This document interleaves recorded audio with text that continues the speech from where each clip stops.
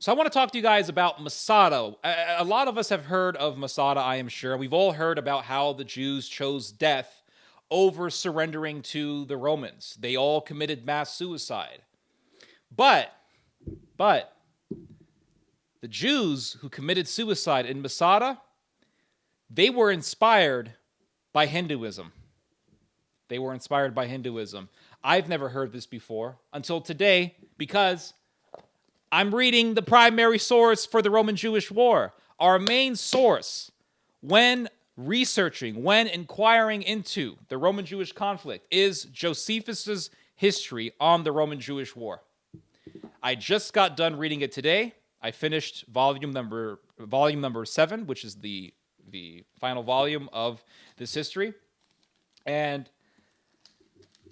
I said, I'm going to finish it today. So I spent hours. I just grinded right through it and eventually got done reading the whole thing. Great book. Amazing book. I love it. If you want to get a better understanding of the world that Jesus lived in, that the disciples lived in, that the early church lived in, read this book. It will make the New Testament just come alive. It's really, really fascinating. But anyway, the Jews who committed mass suicide in Masada were inspired by Hinduism. And Josephus talks about this, believe it or not. It's really fascinating. So let's get right to it. So the Sicarii were fighting off the Romans in this giant fortress called Masada. Giant fortress. And they considered it to be the last stand against the Romans in Judea. And they were not going to surrender. They were not going to acquiesce. They were going to fight. And if it came to the point where they had to surrender, they would commit suicide. They would rather die than surrender to these foreigners, these pagans. So the Romans get their battering ram and they start hitting the wall of Masada. It's not working because the Sicarii built a wall made of wood and they installed it onto the main wall in Masada. And this wooden wall was absorbing the impact from the battering ram. So the Roman battering ram was not working. It was absorbing the impact. The Romans, realizing this, just said, okay, set the wall on fire. They did. The wooden wall went down, and the Jews, specifically the Sicarii, they realized they were going to lose, so they said, let's just kill each other. So their leader, Eleazar, he makes this grand speech about the glory of death.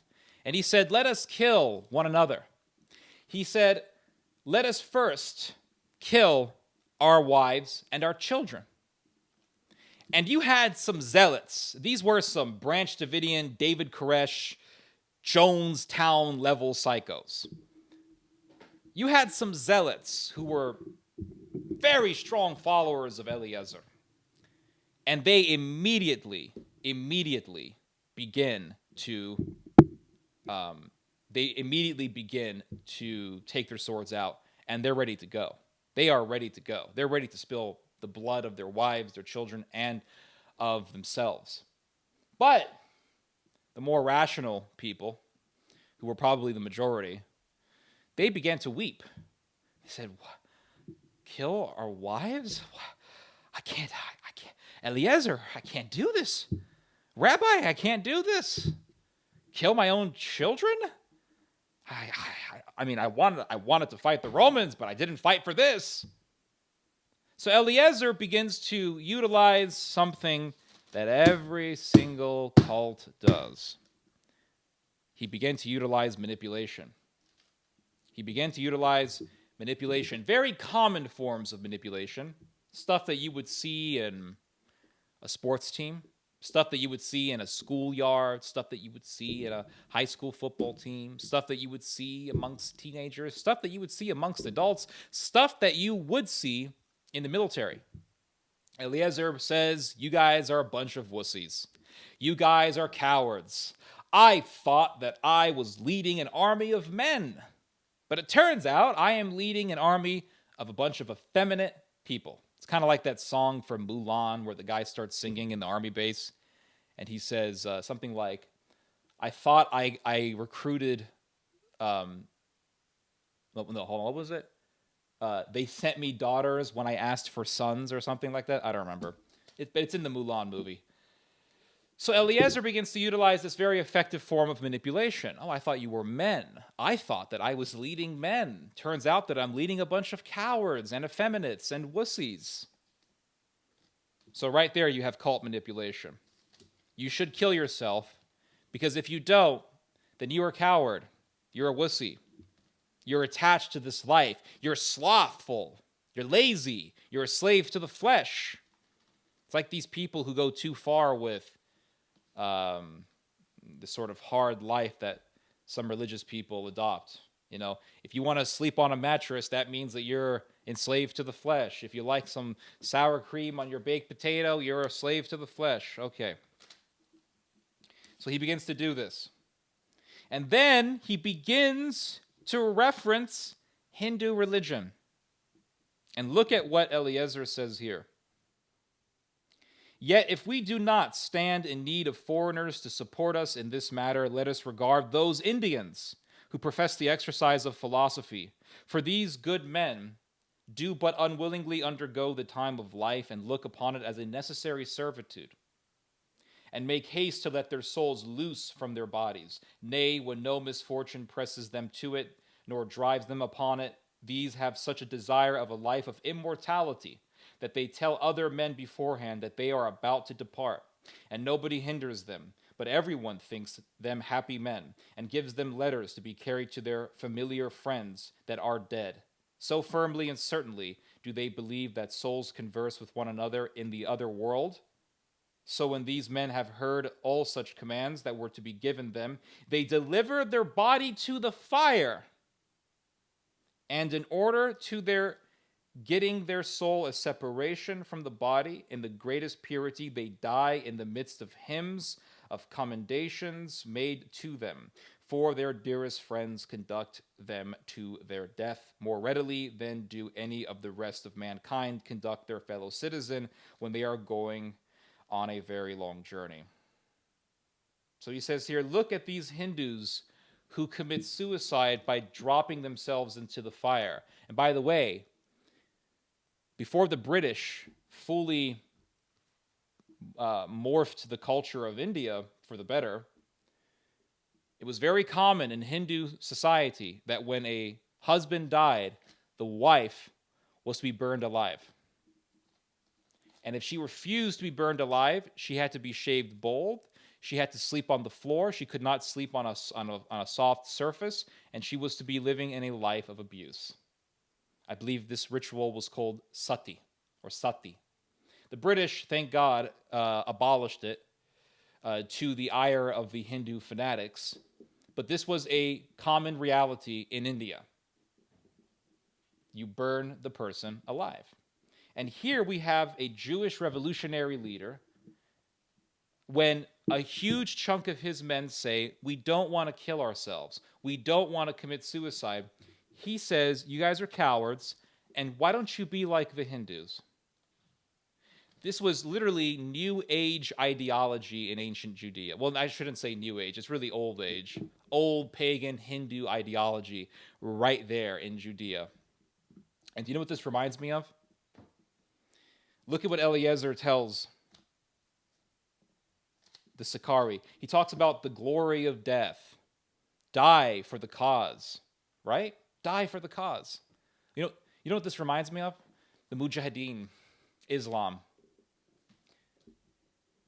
There is a lot of Jewish influence in Islam. In fact, some of Muhammad's earliest followers were Arab Jews, Idumean Jews. And if you look at the history of the Roman-Jewish War, you will find that that the Arab Jews played a huge role in fighting for the temple. So the temple was destroyed, and I wouldn't doubt that they were Idumean Jews who remembered the temple. They said, we need to make another temple. Let's just get the Kaaba. Let's just get the Kaaba. And right here, you have this cult of suicide. Right there. Right there, you have this cult of self-destruction. And it reminds me of when Josephus surrendered to the Romans, because Josephus was the ruler over the region of Tiberias. And when he surrendered, there were a gang of Jewish fanatics who approached him and said, "You have brought dishonor to your ancestors. And so to bring back honor for the glory of your ancestors, here's a sword, commit suicide." Now, of course, Josephus didn't acquiesce to these savage demands, but the fact that they had this belief of killing yourself for the honor of your ancestors, it just greatly reminds me of the Japanese in the Second World War. For the glory of our ancestors, we are going to commit seppuku. For the glory of our ancestors, we're going to crash our planes into the enemy, the kamikazes. So here, and the Japanese were heavily influenced by Zen Buddhism, and Zen Buddhism had, and still has, but it's not talked about today, but it had a very strong emphasis on self-destruction for a particular cause. And it was for the glory of the ancestors. And Buddhism is simply a descendant of Hinduism. And here you have Eliezer saying, be like the Hindus, kill yourselves, be like those Hindus who burn themselves alive. And look what it says here. Eliezer says that the Hindus, quote, delivered their body to the fire. You know what this reminds me of? Matthew chapter 17. When they came to the crowd, a man approached Jesus and knelt before him. "Lord, have mercy on my son," he said. "He has seizures and is suffering greatly. He often falls into the fire or into the water. He tries to commit suicide by burning himself alive. I brought him to your disciples, but they could not heal him." Now look at what Jesus says. This is very, very reflective of how evil, how twisted the culture was in Judea. Jesus says to them, to the Jews, he says, "You unbelieving and perverse generation, how long shall I stay with you?" So he doesn't say, "Oh, your son is evil," or you are evil. He didn't call the father evil. He said, "You're all wicked. The whole generation is wicked." He says, "You unbelieving and perverse generation, how long shall I stay with you? How long shall I put up with you? Bring the boy here to me." Jesus rebuked the demon, and it came out of the boy, and he was healed at that moment. So he's saying that this whole generation is evil, which tells me that this behavior of trying to kill yourself by burning yourself alive, it was common, because Jesus is saying this whole generation is evil. I'm sick of seeing this sort of stuff. And apparently things didn't change. Things only got worse, because Eliezer in the Battle of Masada is saying, be like the Hindu. It's amazing that he doesn't, this Eliezer, he doesn't reference the Old Testament to justify his beliefs. He doesn't say, well, the prophets so-and-so said, because you can't find a justification for this type of stuff in the Old Testament.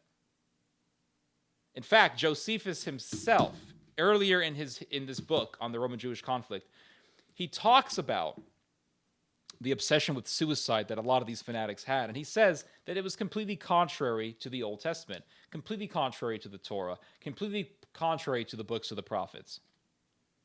So there was something else that was influencing these people. And here you have Masada, 7 or so decades later, 7 or so decades after Christ. Here you have a Jewish revolutionary leader saying, let's be like the Hindus. Let's be like those Hindus who burn themselves alive. So really what was happening in Judea? It was paganism. Paganism had taken over Judea. And that's why you'll read stories in the New Testament of Jesus meeting some guy who was living in a cave and he was possessed. Because even in the Talmud, it talks about how when somebody dies and you put their body in a tomb, the soul is still alive for, I think, 2 or 3 days. So people would go to the tombs and converse with the dead. That's what that guy was doing. He was going to the cave, to the tombs, conversing with the dead, gets possessed. Jesus exorcises him. So what did we have in the time of Christ? Occultism, demon possession. We had paganism. all sorts of weird ideas. Even the temple, later on, the temple would have zodiacal signs within it. And I would not doubt that when Jesus entered the temple and he saw this sort of stuff. And that's probably the reason why, or one of the reasons why he said, this whole temple is going down. So it was paganism, occultism, demonism. It was there, and it was only getting worse, and it only got worse. It didn't change. It did not change. And what's happening in the Catholic Church today? Because I've said before, the Catholic Church is going down the road of the Pharisee. The Catholic Church has Pachamama. Catholic Church has now embraced Sodom. Just like in the Roman-Jewish conflict, the Zealots were dressing up as women. They were cross-dressing. That's what they were doing. Josephus tells us this. Josephus tells us that these people made the whole city of Jerusalem into a literal brothel with men dressed up as women, and they were doing Sodom rituals. And the Vatican has gone down that road already. Who am I kidding? It's going down that road. It's already gone down that road with the cover-up of pedophiles, the protection and the defense of sexual predators in the priesthood, and the acceptance of paganism, and the acceptance of Sodom. When you have Pachamama there, and the Pope is there, and he's not objecting, and the Pope isn't kicking that damn idol down, or stepping on it with his feet and saying, what is this BS? Paganism. The church is going down the road of Israel. And reading about the destruction of Jerusalem, it don't look too bright for the Catholic Church at the end of the day. Anyway, you guys just heard some theology. God bless.